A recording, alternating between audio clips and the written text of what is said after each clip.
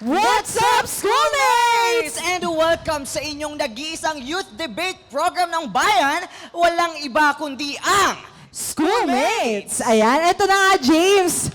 Grabe ang energy nila, no? Medyo demure, prim and proper. So yun na nga, dahil nga noong nakaraang taon ay naging trending yung ilan sa ating mga naging visits at debate episodes sa iba't ibang school sa ating bansa na napinuntahan na nga natin. So itutuloy natin yan sa pamamagitan ng ating first debate episode this 2026. Dahil ang inyong schoolmates barkada ay nandito sa Mariano Ponce National High School, Baliwag, Bulacan! Haba!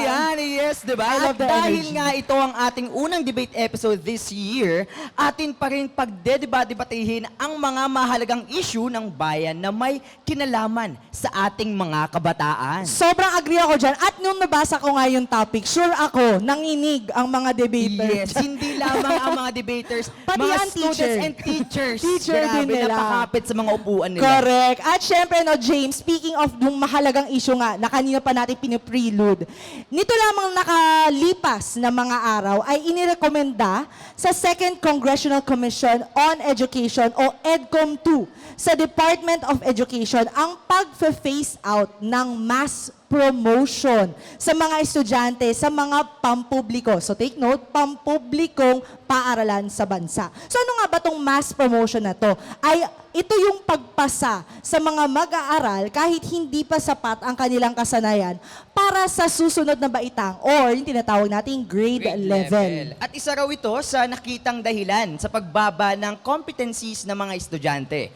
Ang sistema raw na ito ay tinatawag na systematic culture sa education system ng bansa. Parang that's something that has been put in place, Oo, no? at nasabi ring rekomendasyon, no, ang agarang tugon ng Department of Education ay reviewin ang kanilang transmutation policy na marahil ay naging dahilan ng lumalalang mass promotion ng mga estudyante. So, in terms of lumalala, so ito na nga yun, schoolmates, sa transmutation policy kasi nga daw ng DepEd, ang halimbawa nito, ang grade mo, for example, ay 60 or 61.59. So, mga nasa ganong range ka.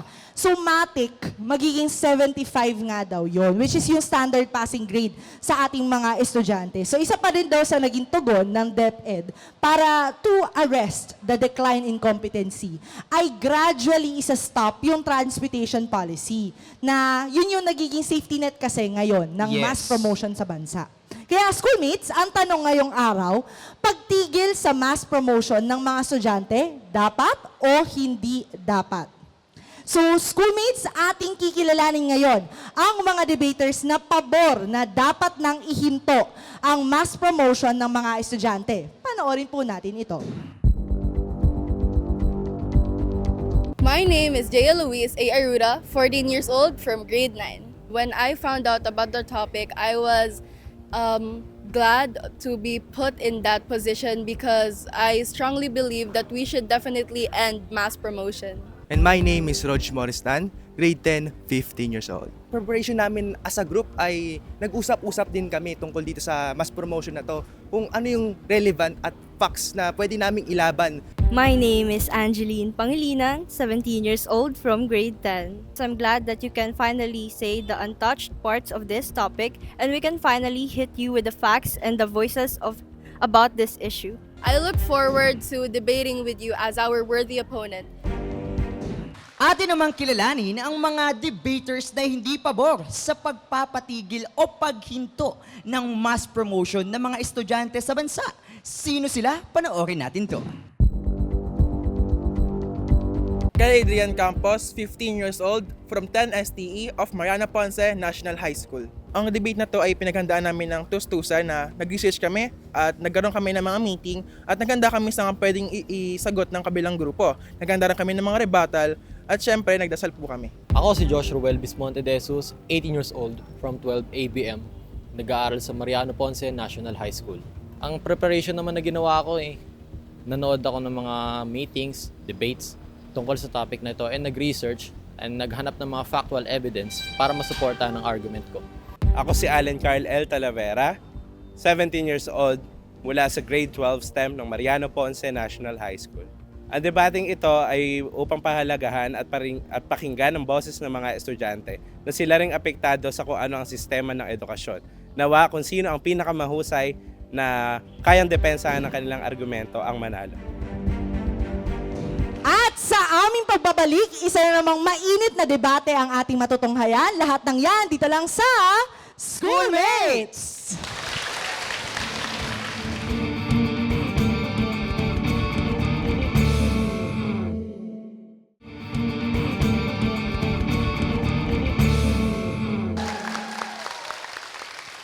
Nagbabalik ang Schoolmates! Nandito pa rin tayo sa Mariano Ponce National High School, Baliwag, Bulacan! Oh, tare ng energy. I love it.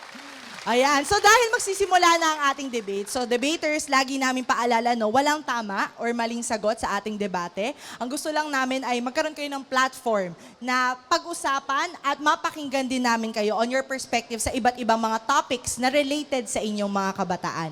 Kaya bago tayo magsimula, atin munang alamin ang ground rules ng ating debate. Let's all watch this. May dalawang teams na maglalaban, ang Team Pro at Team Con, na may tig-tatlong miyembro. Ang team leaders ang unang sasalang sa ating debate. Para sa bawat tanong, may 3 rounds or lives ang bawat isa na may 30 seconds per speaker per round. Kapag sobrang intense at walang gustong magpatalo, we activate the bonus round. 1 minute and 30 seconds yan na free flow discussion. Meaning, bahala na magsagutan ang magkabilang panig. Pero kung halimbawa, hindi na makarebat ang naunang debater, pwede siyang mag-buzz para palitan ng ibang team member. Ito ang twist. Bilang mga host, may kapangyarihan kaming mag-buzz sa gitna ng laban. Kung medyo off, boring, o hindi kami satisfied sa sagot ng sinumang debater, we can buzz you out at papalitan ng ibang team member. Kaya make sure na hindi lang matalino ang sagot nyo. Dapat klaro, direkta, at convincing. Bring your best arguments. Ayan, at nalaman na nga natin ang ground rules ng ating debate. Kaya naman, wag na natin patagalin pa. Umpisahan na natin ang mainit, hopefully mainit, ang ating diskusyon ngayong araw na ito, no? So, para magbigay ng ating opening statement mula sa mga debate leaders, ang ating katanungan today ay mass promotion sa mga estudyante sa buong bansa. Dapat o hindi dapat? Again, mass promotion para sa mga estudyante sa ating bansa. Dapat o hindi dapat? JL. I believe that mass promotion should not be encouraged in our country because if I knew that I would still pass my classes and be promoted to the next grade level, whether or not I learned or understood my lessons, I would decide to not pass anything, to not study anything, and it would encourage mediocrity, and it would encourage students to be more lazy, and it would make them not learn anything. Right. Maraming salamat, JL. For your opening statement, dapat or hindi dapat, mass promotion para sa mga estudyante, Allen? Mass promotion should continue at dapat ipagpatuloy. Mass promotion is not best defined as something that you won't do anything. And morally speaking, why are we going to pass someone who doesn't pass anything at all? 'Di ba? Bakit natin ipapasa ang estudyante na wala naman talagang ginagawa? Dapat ipagpatuloy ang mass promotion because mass promotion is for those students who are being left behind of the system. Kasi pinagpapatuloy pa rin natin at binibigyan natin sila ng second chances through intervention and remediation na ibinibigay ng Department of Education or the program public activities.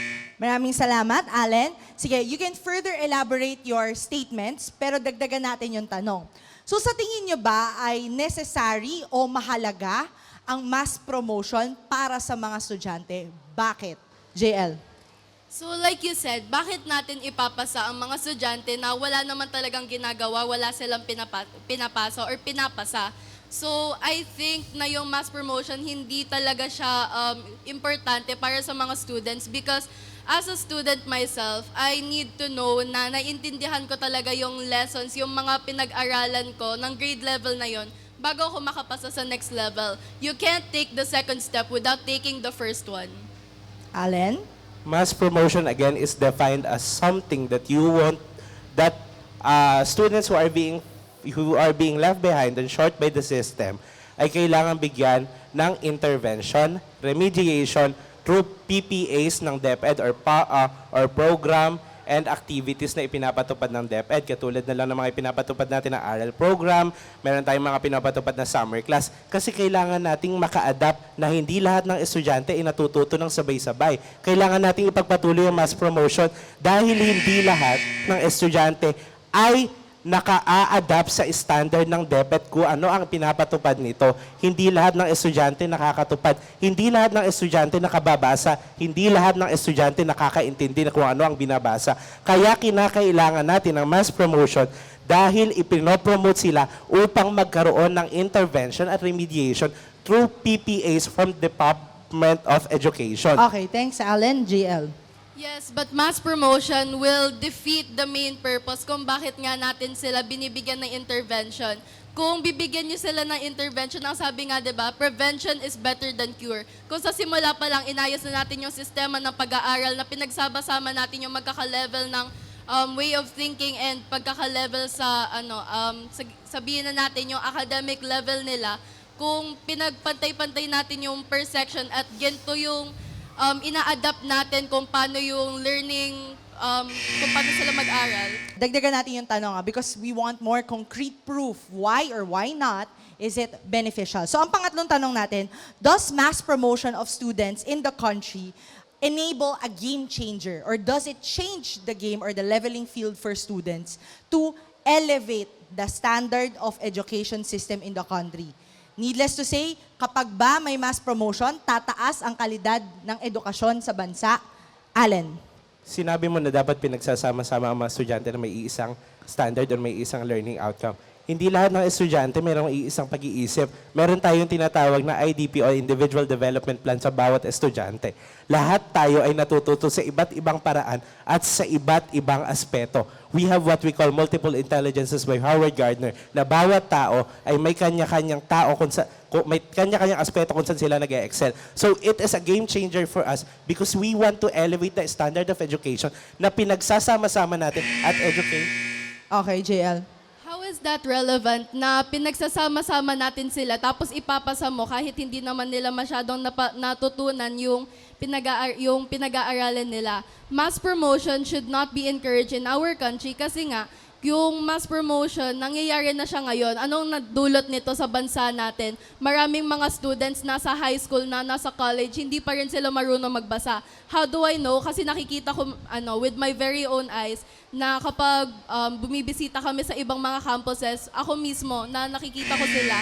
Okay. Here at our school, bago pumasok ang mga estudyante, pinagbabasa sila ng isang teksto, English and Filipino, and they have to answer certain questions. Meaning, if they can pass that question, meaning they understand it, they will be able to pass in the regular section. Meanwhile, if hindi nila ma-meet yung certain standards, ilalagay sila sa mga tinatawag natin na reading classes. Yung mga reading classes, mas tutok tayo sa kanila kasi binibigyan natin ng importansya na special sila kasi kailangan natin sila tutukan, kailangan natin sila bigyan ng karampatang attention because reading. Yes, but those reading classes, hindi ba nagpa-practice din sila ng mass promotion? Nakita ko din yun na kahit dun sa mga aral program mismo ay kahit na hindi naman nila masyadong naiintindihan or naipasa, para lang masabi na nag-improve yung reading at learning comprehension ng mga bata, ay ine-edit nila yung mga report para masabi na natutunan na agad ng mga bata yung mga lesson na tinuturo sa kanya. Come on, for humanitarian reasons, ang DepEd may tinatawag na OPCRF and LRMDS. Nandito ang performance ng school. Dito nakabase kung ano ang performance at katatayuan ng school. For humanitarian reasons, if I am a teacher, ipapasa ko ba ang isang estudyante na alam ko na hindi sanay magbasa? Of course not. Kasi bakit ko naman i-manipulate o i-alter yung mga bagay na natututuhan niya kung hindi talaga siya natututo? But that is exactly what happens in our schools today. Hindi na nila binabagsak or pinapa-repeat yung student kasi nga ang dami pang report na ipapasa, ang dami pang questions na ang dami pa nilang proof na kailangan ipakita. And because the system is crude. Exactly. Kasi, That's the system is exactly crude. what I've And been saying. Meaning this the same system that is, meron tayong tinatawag sa mga teachers na mode of This is the verification o system MOV. that you are fighting for yes, yourself. and these MOVs for the teachers, mode of verification, pinatutunayan nila yun ng mga students na Pinaglalaban ay mo kayang yung mass matuto. promotion na yung system, yun nga yung ginawa ng sistema natin na sira. Okay, thank you so much, Allen and JL.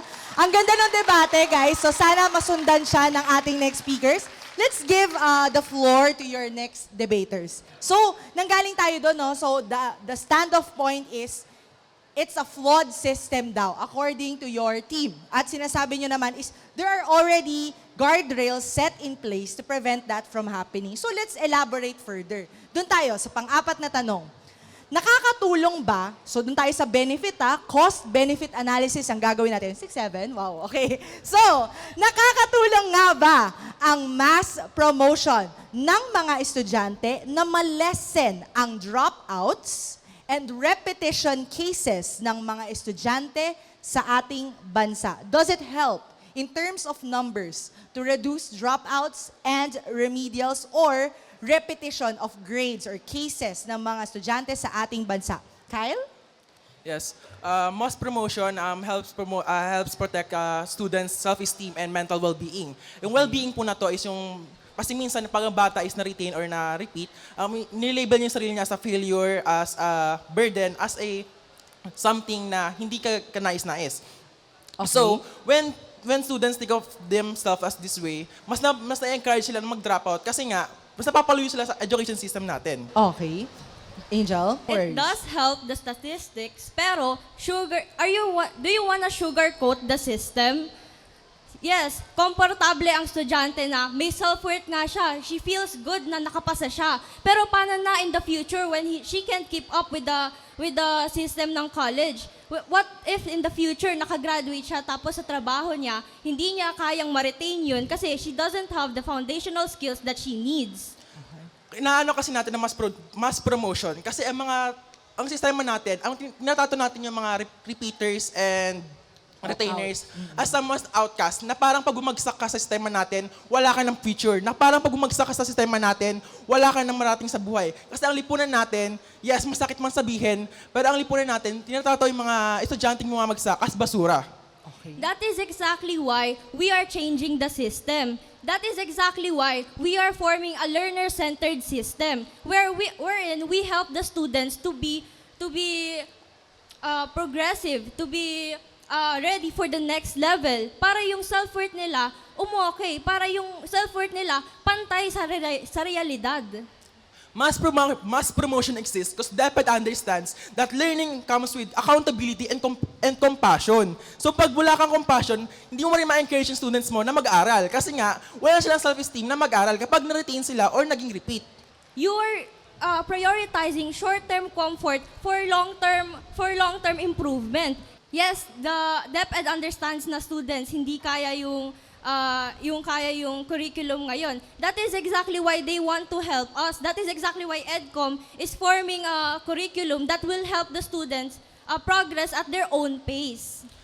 Ang na kasi natin, pag own pace, kasi kapag yung bata is nawalan na ng ano sa kanya na motivation na mag-aral, which is nangyayari kapag nare-retain ka, is yung bata is lumalayo. Ang ano ng mass promotion is parang ilapit yung bata sa edukasyon, na parang bibigyan siya ng mga remedya gaya ng mga PPA, andyan yung summer class, andyan yung ALS, andyan yung mga maraming programs na makakatulong sa bata na mapanatili sa school, na na-improve yung sarili niya, na habang nag-i-improve siya, nakakapag-ano siya sa mga next steps din.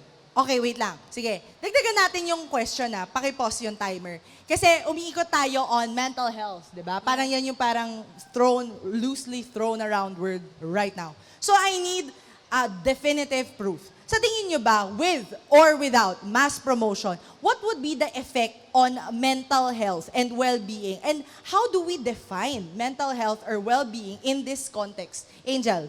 If we're talking about mental health, removing mass promotion would tell the students na, I believe in you. I believe na you can do this. You can improve yourself to be ready for the next level. If we have mass promotion, you are telling the students na, I don't think you can, so I'm passing you regardless. I don't think you can prove yourself. I don't think you can improve yourself in your own time. Hindi niya sinasabi na hindi mo kaya mag-improve. That's why we have PPAs. And according to the study of UNESCO na 32 million na estudyante ang nag-drop out sa buong mundo. And only 10% of that is nang nag-comeback sa school. Pinapatunayan lang nito na kapag ang estudyante is nabigyan ng dropout na nawawalan silang motivation para makapag-aral o para mag-aral ng maayos. That is the result of a failing system. You can't blame the students for that. Kunwari, so we have mass promotion, di ba? That statistics proves that. Okay, sige. I-revamp natin ulit. Gusto ko munang magpalit ng speakers, okay? So Josh and Rog. So let's pick up from what Angel and Kyle has said, no? Sige. Topic on mental health and well-being. It's not just for students. We're gonna reach out to the teachers naman. So sa tingin ba natin na with the mass promotion, how does it benefit? Cost-benefit analysis tayo ha. How does it benefit the students and the teacher? How do they benefit from this kind of system? Rog. Sa teacher, ang mass promotion, nakaka-apekto to ng maraming burden ng work. Kasi pag nilagyan natin ng mass promotion, pag pinagpatuloy natin yung mass promotion na yan, yung mga teachers, mahirapan sila magturo ng mga estudyante kasi yung mga estudyante hindi nila natutunan yung basics sa previous grade level nila na dapat matututunan nila doon sa previous grade level nila. So nahihirapan tuloy sila na umintindi sa mga lesson nila sa currently grade level nila. Okay. Josh. Dahil sinabi mo na ganun, hindi naman sila napag-iiwanan. Like, there is PPAs or aral program na natututunan pa rin o nakakahabol pa rin yung students na ma-understand yung basics or foundations. And hindi naman standby lang dyan yung reading hub, yung math club. Hindi lang naman sila standby dyan. Sila yung tumutulong sa student na hindi nakakaintindi o napag-iwanan ng mga lessons na dulot na rin ng mass promotion. Kaya nga yung aral program para yun sa mass promotion. Kasi yung mass promotion, pinopromote nila estudyante nang walang gano'ng natututunan. So, yung aral program na yun, binibigyan yung mga estudyante ng remedial class, summer class, tutor, para matuto yung mga estudyante na makagraduate.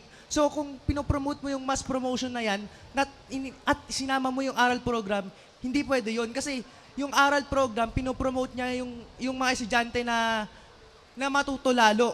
Sa tingin niyo ba, with the mass promotion in place, does it demoralize teachers or does it help motivate them to teach better? Sige, answer that question, Josh.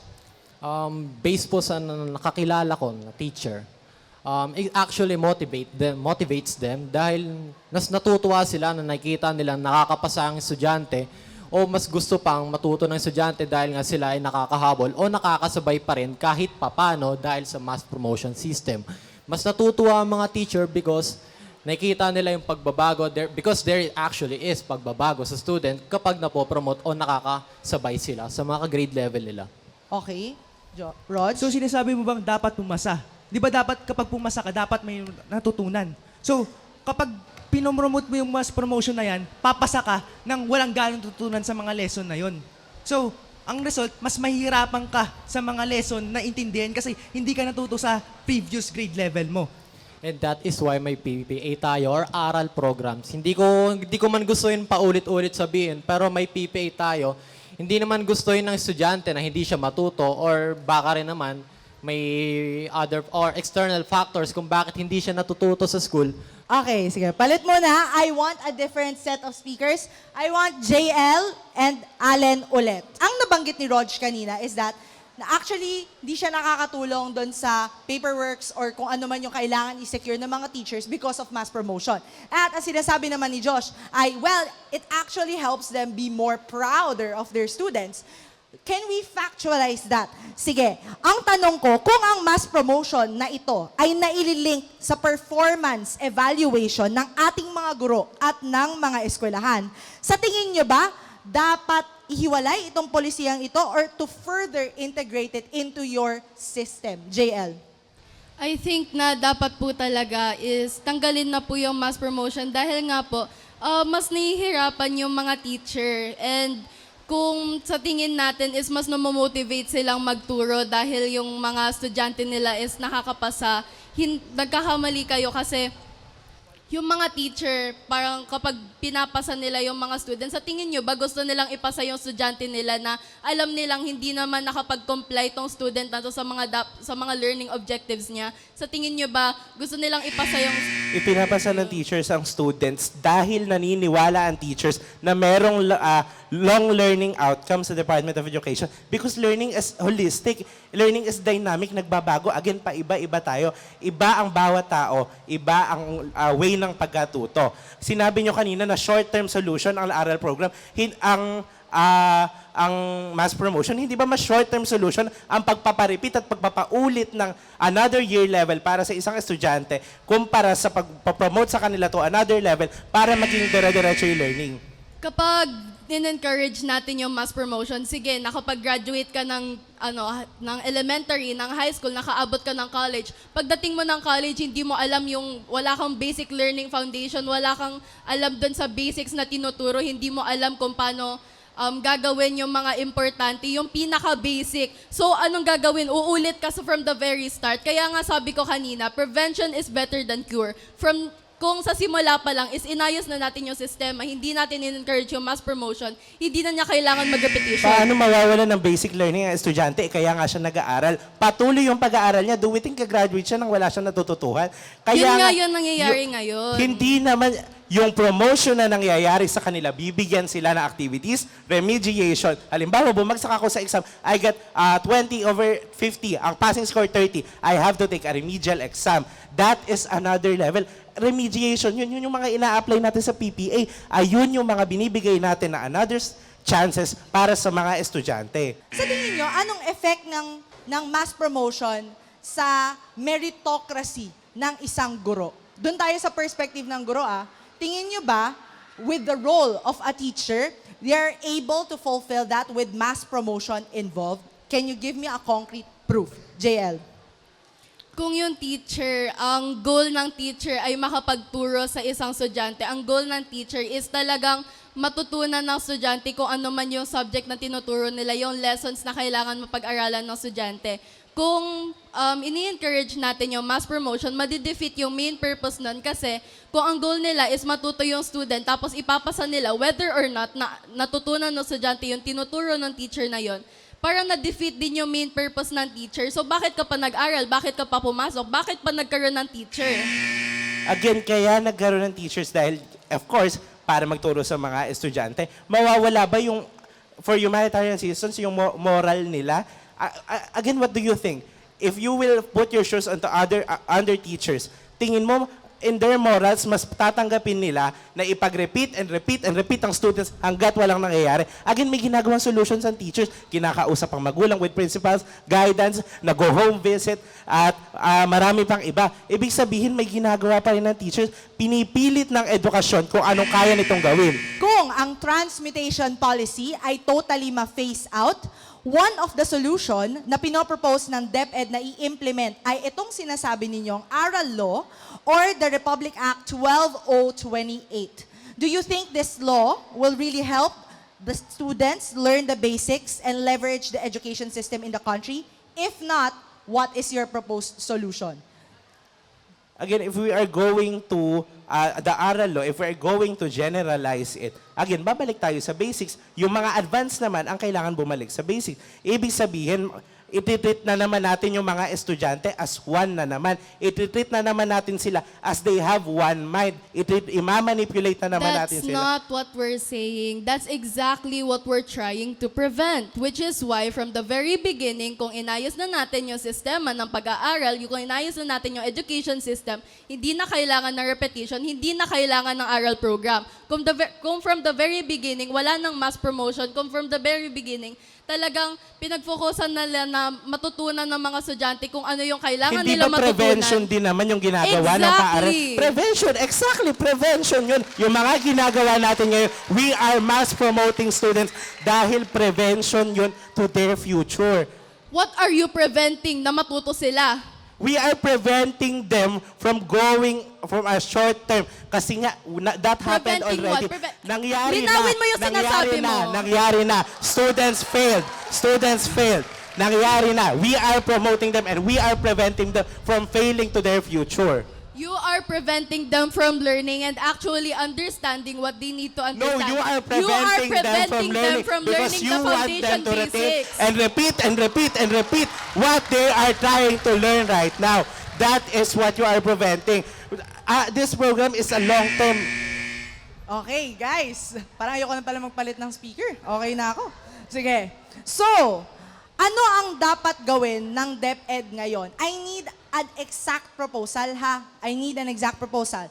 Ano ang dapat gawin ng DepEd ngayon? Tama ba to gradually stop the transmutation policy, which causes the mass promotion, or do we totally phase out that policy? Or the third option could also be retain the system as is. And I need you to defend why.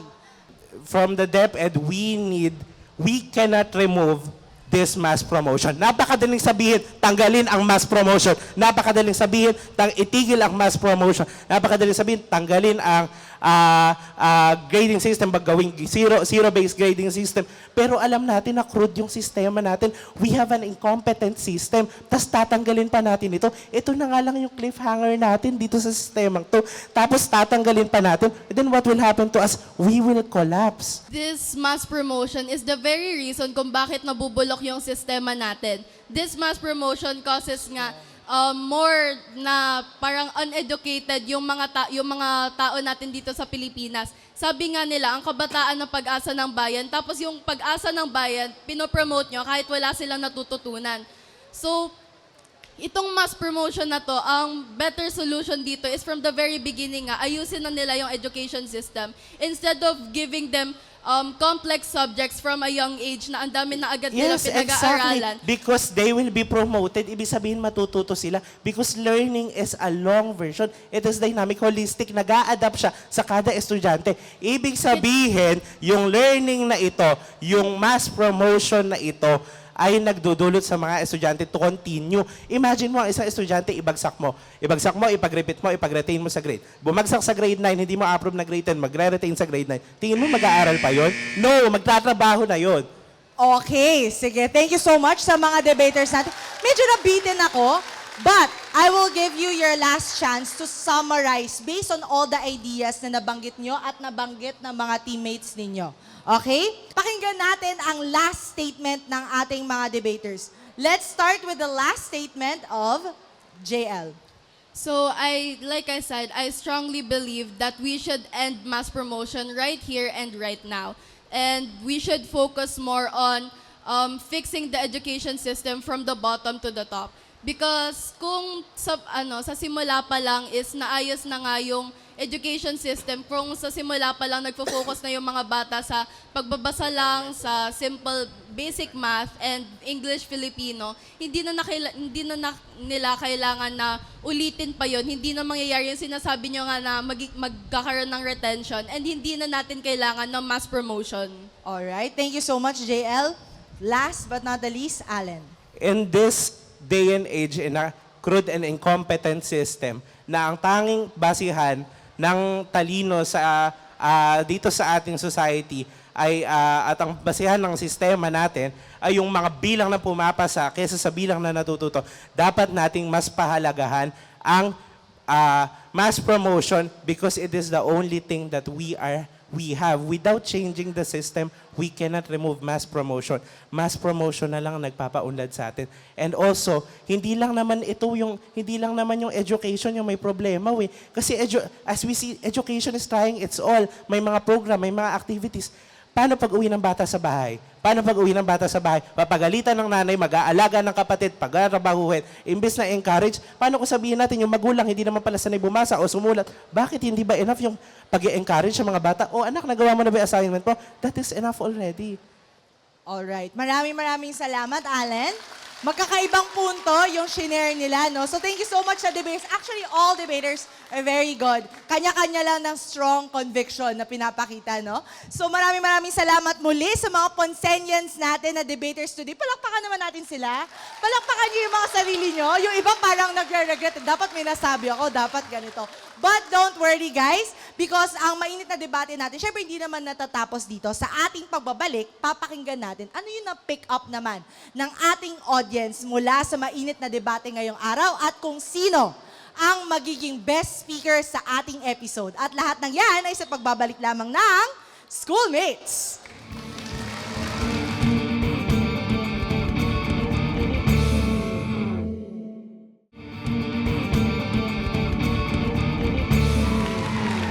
At nagbabalik muli ang Schoolmates kung kanina napakinggan natin at nasuri natin ang saloobin ng mga debaters natin kanina. Ngayon naman, alamin natin kung ano nga ba ang komento ng audiences natin dito sa Mariano Ponce National High School. Pero bago ang lahat, alamin kaya natin kung ano nga ba ang komento dito sa side na to bago tayo dumako sa side doon.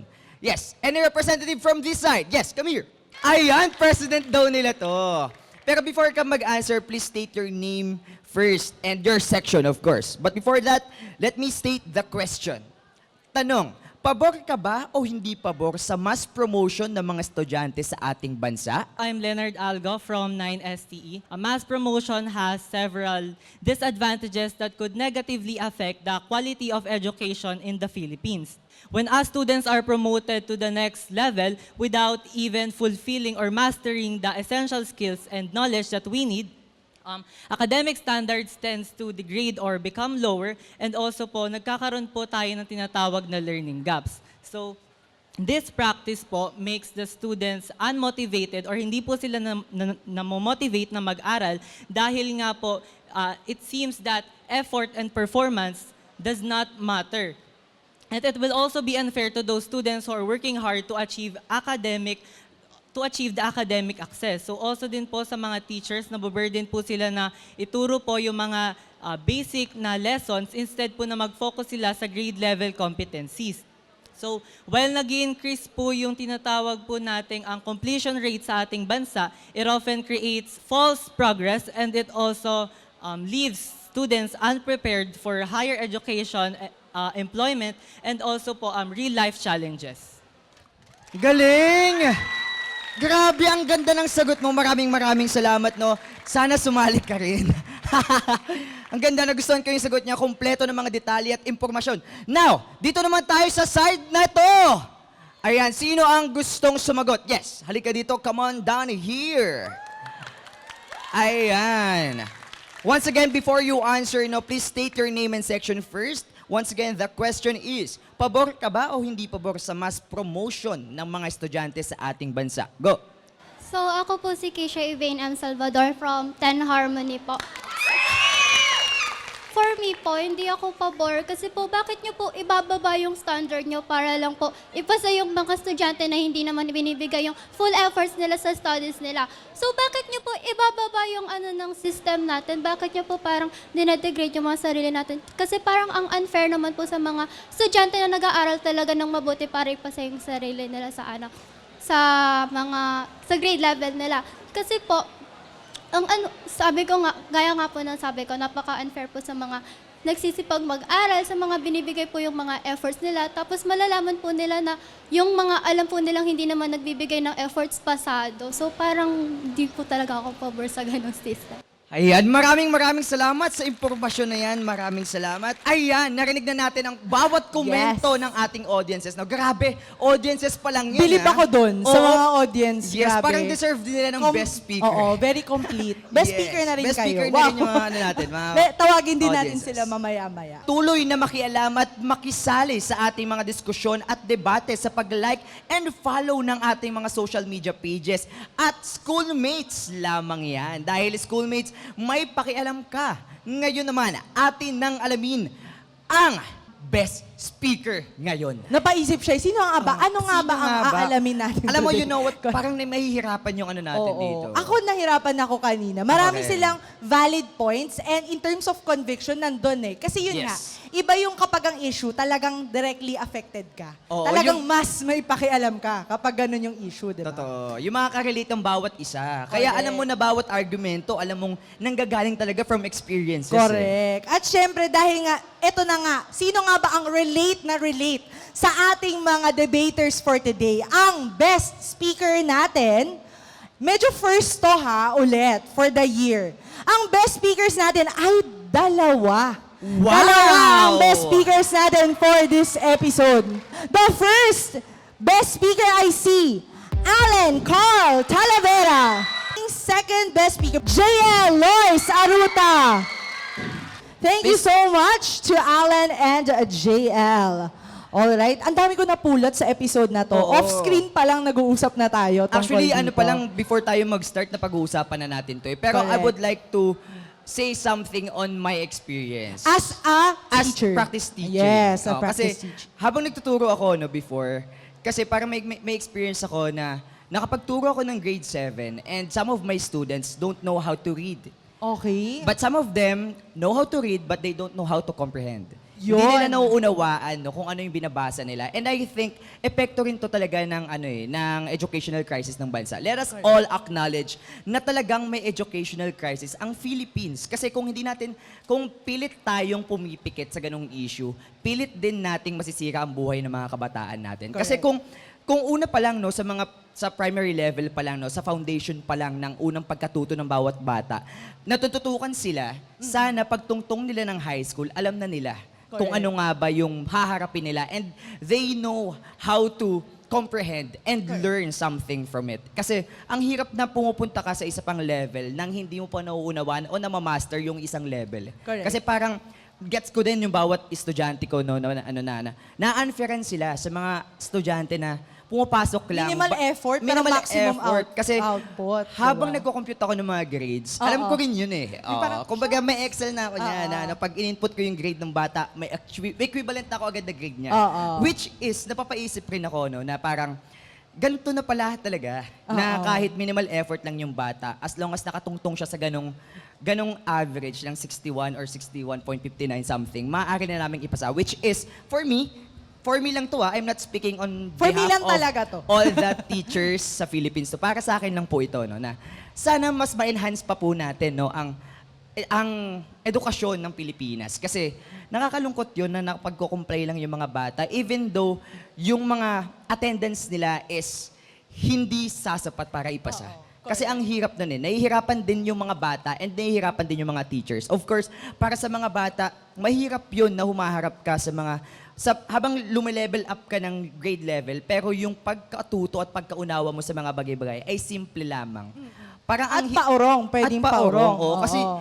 Kasi parang for example, hindi nila alam ang basic math, hindi nila alam paano magbasa ng English, hindi sila nakakaunawa ng mga malalim na salita ng Filipino. Oo. So, makaka-apekto rin sa mga bata yun upang makapasa sa college entrance exams. Correct. And also, magiging tampulan pa silang bullying. Oo. On behalf din On ng others, well-being, on Oo, mental their health. well-being. On behalf din ng other side, naunawaan ko rin na talagang may mga batang hirap sa pagkatuto. And naunawaan ko rin na may mga bata na kapag may time na bumagsak sila, na panghihinaan sila ng loob.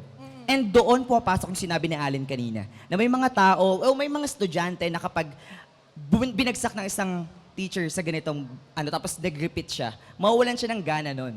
Kaya doon pumapasok yung mga teachers na pupunta sa bahay-bahay para i-convince muli yung mga estudyante na pumasok pa. Yeah. So yung intervention na yon is coming from your experience Perspective. as a teacher, no? So siguro ako ay lang naman, estudyante lang naman, nag-board exam lang din naman ako nung Yes. college, no? So, ang take ko dito, 3 things. 1, ang mass promotion, hindi siya mali. It's no longer relevant. Totoo. Kasi ginamit natin ang mass promotion dati as a safety net because we know that blended learning comes with challenges. Okay? But, would we reward effort over competency? That's a good question. Kasi, in real world, kapag kayo ay graduate na at tinatahak nyo na ang sarili-sarili nyong mga landas sa buhay, marirealize nyo na hindi sapat ang effort lang. Yes. Kailangan magaling ka. That's how you make it in life. And hindi lang siya sa galing. Sometimes, galing is being trumped by those with grit. And that's what's being trained by your teachers in the traditional learning system. But we also have to understand na tama din yung sinasabi ng mga debaters kanina. In a flawed system, you don't add more guardrails. You correct the system. Kasi paano ka papasa kung iniisip mo kinabukasan kung may baon ka? 'Di ba? Kung ang mga estudyante, iniisip nila kung binubuli sila sa paaralan, papasok pa ba ako? Failure nga daw ako eh, di ba? So, people branding themselves as such don't have equal opportunities when they graduate. But that's the reality, di ba? Kaya nga, hindi ako pabor sa mass promotion per se. Because I think you really deserve to put the effort so that you can make it out there. At yun yung tinitrain sa mga estudyante. On the teacher's perspective, meritocracy pa rin naman eh, di ba? At the end of the day, ang gusto ng mga teachers, mag-succeed kayo. Matuto kayo. But how will we do that if a system just allows you just because it's a bare minimum? Gusto mo ba ng bare minimum effort? Gusto mo ba ng standards na bare minimum? O kung mataas ang standard mo, dapat mataas din ang standard mo sa sarili mo. Dapat competent ka. Dapat magaling ka. And you owe that to yourself. Because you deserve a really good opportunity going out there. Kung di na patas ang Pilipinas, bakit ka lalaban ng patas? Galingan mo para maging patas yung laban. So yun lang naman yung akin. Yan. Okay, so agree ba ang lahat? Papasa ba ang lahat? Gagalingan ba ng lahat? That's what we want to hear. Yan. At syempre, nais din namin, no, pasalamatan again ang Mariano Ponce National High School. Maraming salamat po! Sa mga teachers na tumulong sa amin, no, and of course, the speakers and the debaters. Thank you sa mga bumubuo ng programang ito. Speaking of galing. Yes, maraming salamat po sa Trinity University of Asia Community sa pagkilala as Youth-Oriented Program of the Year sa kanilang Platinum Stallion National Media Award. Yes! Na-awardan tayo, guys. Yes, Yung grabe. magandang award. Hindi na-awardan sa klase. Yes. Correct. Yan ang mga gusto natin. At with that, sa bawat kwento, bawat tanong, may boses tayong mga kabataan. Sumali, makinig at makiisa dahil ang bawat opinyon natin ay mahalaga. Kaya naman, Ponselian! Sabay-sabay nating isigaw sa buong mundo. Schoolmates, may pakialam ka! Yes!